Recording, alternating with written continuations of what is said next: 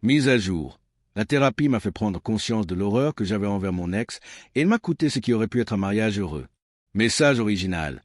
J'ai fini par craquer et j'ai décidé de suivre une thérapie, malgré les conseils incessants de mon ex. Enfin, on en reparlera plus tard, au cours de notre relation. Je voulais savoir pourquoi j'étais attiré par les hommes qui me maltraitaient autant. Mais ma thérapeute m'a ramené sur terre avec mon ex le plus récent. Elle m'a expliqué ce que j'avais fait de mal, m'a demandé pourquoi j'avais agi ainsi et a qualifié mes actions d'abusives. Ensuite, elle m'a expliqué comment je devais aborder la même situation à l'avenir. J'ai rencontré mon ex par l'intermédiaire d'un ami. Il avait quelques années de plus que moi et avait obtenu son diplôme au début de notre relation. Il était tellement attentionné. Il venait me rendre visite à la bibliothèque après le travail juste pour être avec moi, m'apporter des plats à emporter pendant les périodes d'études stressantes et était simplement là. Rétrospectivement, je le traitais comme un moins que rien. Après avoir été avec tant d'ex-conjoints, un infidèle, des hommes qui mentaient sur leur désir de relations justes pour le sexe, etc., j'ai en quelque sorte compartimenté mes sentiments et j'avais tendance à mettre de côté la personne offensante. Lors de nos premières disputes, j'ai mis de côté mon ex pendant quelques jours pour me calmer. Il m'a envoyé quelques SMS pendant cette période pour me demander quand je serais prêt à parler. Et nous l'avons fait, et tout s'est bien passé. J'imagine que, comme il était si génial, j'avais inconsciemment des exigences bien plus élevées envers lui. On devait aller voir un film ensemble après mes examens, mais il y est allé avec ses amis. Il m'a proposé d'y retourner et m'a promis de ne rien gâcher pour que ce soit comme la première fois, mais je l'ai ignoré pendant 5 jours. Il m'envoyait des SMS d'excuses, et je m'en prenais à lui. Je n'ai jamais assumé la responsabilité de mes actes. J'avais l'impression que la moindre petite chose que je percevais comme incorrecte me ramenait à lui. Tout a atteint son paroxysme lorsqu'il m'a dit que ce que je faisais le stressait et que, si j'étais si malheureuse, j'étais libre de partir. Il n'allait pas me forcer à changer. Je lui ai promis de le faire, et pendant un temps, les choses ont changé. J'ai fait un stage, donc le stress des études et des examens a disparu, et nous avons vécu la meilleure année de notre relation. Nous communiquions, même sur les plus petites choses, et il est devenu encore plus romantique. Même les événements les plus anodins, comme de simples courses, se transformaient en rendez-vous formidables, et j'étais vraiment heureuse. Nous avions même envisagé de nous marier lorsque ma carrière serait stable, et il m'a offert une bague en argent gravée de nos initiales et de ma date de remise de diplôme à l'annulaire gauche. Il a dit que c'était un prétexte pour la vraie vie, le moment venu. Puis j'ai repris mes études. La dernière année a été terrible. Mes partenaires de laboratoire étaient méchants ou paresseux, les professeurs brutaux, et j'avais du mal avec la matière. Mon ex a essayé de m'aider, mais comme mon thérapeute me l'a montré, je m'en prenais davantage à moi quand j'étais stressé. Il est venu faire la vaisselle, mais a oublié de laver les casseroles. Je lui ai crié dessus et je l'ai ignoré pendant une semaine. J'ai remarqué un changement, car il ne m'a envoyé qu'un seul SMS pendant cette période. Avec le recul, j'ai compris qu'il s'apprêtait à partir. Après la semaine, il a refait surface sur notre discussion précédente concernant mon ignorance. J'étais stressé et il ne semblait pas s'en soucier. Mon thérapeute m'a dit qu'il était probablement au-delà de la colère, alors je lui ai fait signe. À ce stade de notre séance, mon thérapeute a été direct et m'a dit « Tu as beaucoup de chance qu'il ne t'ait pas quitté sur le champ. » La goutte d'eau qui a fait déborder le vase, c'est mon anniversaire. Il avait lésiné et économisé ces 6 derniers mois environ. Il allait dans des restaurants bon marché, réduisait ses sorties entre amis, troquait les soirées au bar contre des plats à emporter et des jeux vidéo. Mais je ne pensais pas qu'il ferait des économies pour mon anniversaire. Il m'a emmené dans un restaurant moins cher au lieu de notre steakhouse habituel et m'a offert des boules de bain et un panier de mes encas et chocolats préférés. J'étais furieuse et je lui ai répondu sèchement qu'il pouvait être économe avec lui-même ou ses amis, mais que je pensais être plus importante. Le temps a filé et je l'ai de nouveau traité de silence pendant 2 semaines. Il ne m'a pas envoyé un seul SMS. Quand je l'ai appelé pour lui demander de venir me parler, il m'a simplement dit « J'ai fait l'erreur d'essayer de te changer. Tu devrais être avec quelqu'un qui t'acceptera comme tu es. J'en ai fini. » J'ai rétorqué « Eh bien, je n'attendrai pas ton retour. » Et voilà, lui, sa famille et ses amis m'ont bloqué dès la fin de l'appel. Heureusement, l'ami qui nous avait présenté ne m'a pas bloqué, alors nous sommes restés amis. Quand j'ai terminé cette partie de l'histoire, ma thérapeute n'a pas hésité. Elle m'a dit que je devais travailler sur ma propre importance, réfléchir davantage à mes actions et à leur impact sur les autres, mieux gérer ma déception et mieux communiquer. Par exemple en lui demandant pourquoi il était si économe. J'ai fait ça et j'ai réalisé une terrible chose. J'étais horrible avec lui. Ma thérapeute m'a fait écrire une liste de tout ce qu'il avait fait pour moi, ainsi que des torts qu'il m'avait causés et de ce qu'il avait ignoré, avec la durée de chaque période. La liste des mauvais était plus longue que celle des bons, mais les bons côtés semblaient l'emporter sur les mauvais. Puis ma thérapeute m'a demandé si j'avais déjà pensé que je m'énervais pour des broutilles et que j'utilisais mon ex comme bouc émissaire pour ma déception et ma frustration. Au début, j'ai cru qu'elle ne comprenait pas, mais plus j'y pense et je me sens mal. Je suppose que mon ex s'est vengé. J'ai rencontré une amie qui nous a présentés. Nous sommes assez proches, et j'ai pleuré et déchargé mes larmes sur ce que j'avais dit à ma thérapeute. Je lui ai demandé si je semblais contrôlante et abusive. Elle est restée silencieuse une minute, puis a dit « Oui, il nous a tout dit, et les autres ne t'aiment pas pour ce que tu as fait. » Elle était un peu en colère aussi et m'a dit « Tu sais pourquoi il était économe ?» Puis elle m'a montré son compte Instagram, un iPhone tout neuf, des AirPods Pro et quelques jeux vidéo avec la légende. J'économisais pour une bague, mais je suppose que je n'en ai plus besoin. J'ai esquivé une balle et obtenu un iPhone en échange. Ça m'a vraiment fait mal. Si je l'avais écouté et suivi une thérapie plus tôt, je serais peut-être fiancé à cet homme merveilleux. Apparemment, il prévoyait de me demander en mariage lors de ma cérémonie de remise des diplômes. Je ne sais plus quoi faire maintenant. J'ai tout gâché. J'ai demandé à mon ami de ne plus me parler de sa vie. Ça me fait mal de penser qu'une autre fille pourra connaître le bonheur qu'il m'a apporté. J'ai gaspillé mes gains au loto parce que je ne savais pas me contrôler. Je le mérite maintenant. Pour les meilleurs commentaires, avant de lire la mise à jour, j'avais une meilleure amie comme ça. Elle vivait dans un foyer où elle était psychologiquement violente. Elle me mettait la barre plus haut, me bloquait, s'en prenait à moi. J'en ai eu assez et je l'ai mise à l'écart. Elle voulait rester amie, mais je n'y arrivais pas. Je me perdais. Elle m'a mis à l'écart, comme tu dis, pendant environ un mois. Je ne lui envoyais plus de SMS. Par contre, et j'ai remarqué que je me sentais plus apaisé quand elle était absente. J'ai décidé de rendre ça permanent. Bravo à toi, OP, pour la thérapie et l'apprentissage. Je te souhaite bonne chance pour la suite. Je pense que c'est un phénomène qui mérite d'être approfondi. Prendre conscience que l'absence de quelqu'un apporte la paix est l'une des prises de conscience les plus dégrisantes que j'ai jamais faites. Vivre avec quelqu'un pendant une crise cardiaque et ne pas avoir de temps pour soi masque en quelque sorte le fait qu'on se sent mal au quotidien. C'est presque comme lutter ou fuir, et ton corps se met en mode survie. Une fois que ce sentiment disparaît, même pour un court instant, et que vous regardez autour de vous et réalisez que vous n'êtes pas malheureux, c'est presque comme si votre combat ou votre fuite reprenait, mais seulement pour vous assurer de ne pas vous sentir aussi malheureux qu'avant. Je n'ai pas plus de force, de conviction ou de courage que lorsque j'étais dans cette situation. Au moment où je m'en suis rendu compte, je quittais déjà une relation avec quelqu'un avec qui je pensais passer le reste de ma vie. Eh bien, au moins, vous recevez l'aide dont vous avez besoin maintenant. J'aurais aimé la recevoir plus tôt. Je ne pense pas que je retrouverai quelqu'un d'aussi aimant et patient, vu mon parcours précédent. Si, vous n'avez pas rencontré tout le monde qui vous aimera. Merci.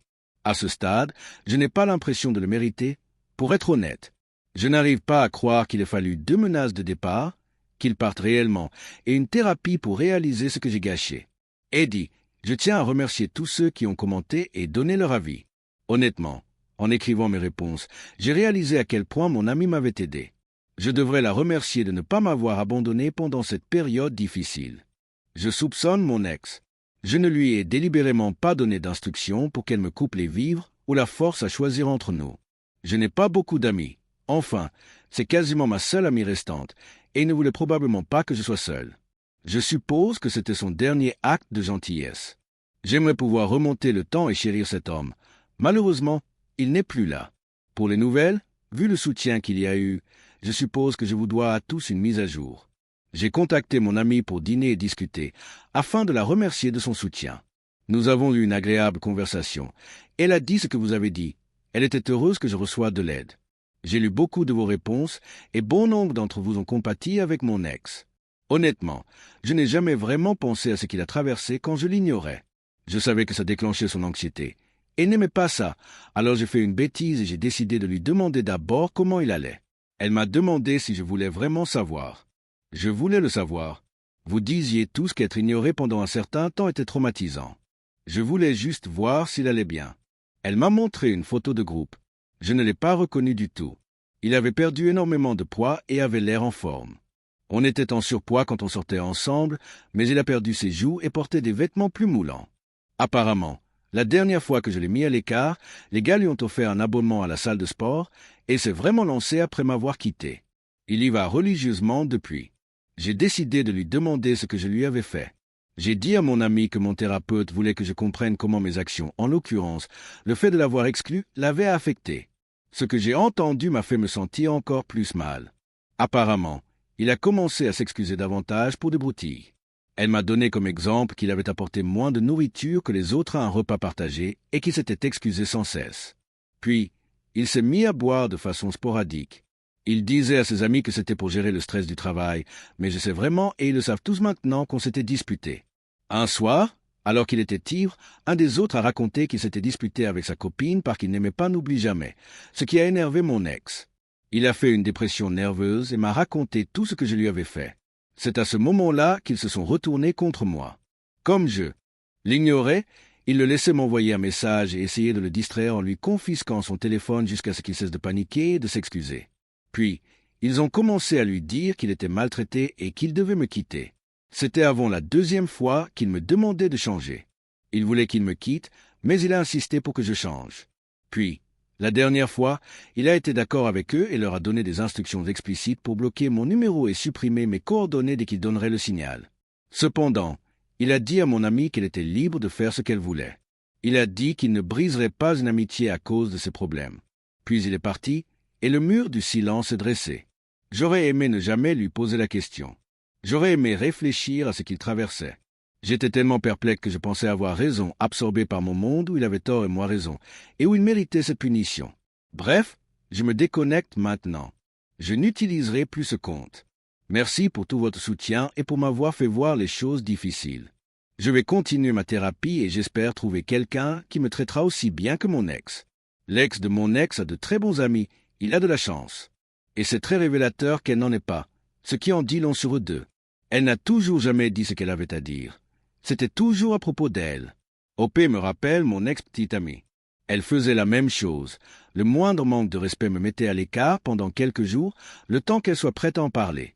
C'est tellement épuisant à gérer, et je suis content que mon petit ami ait finalement trouvé la force de partir.